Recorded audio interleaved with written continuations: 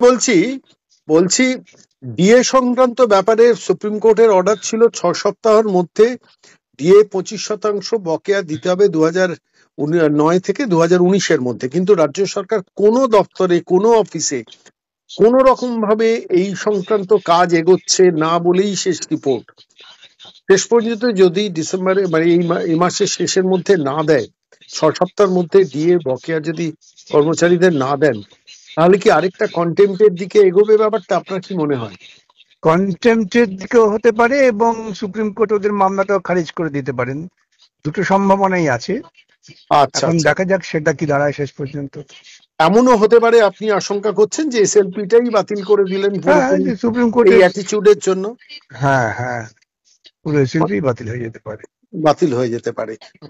আরেকটা শেষ প্রশ্ন আপনার কাছে, সেটা হচ্ছে যে এই একটা ক্ল্যারিফিকেশন চেয়েছে সুপ্রিম কোর্টের কাছে, সেইটার জন্য একটা টাইম কিল করার চেষ্টা হচ্ছে, সেটা কি পারমিসিবল কোর্টের আইন অনুযায়ী?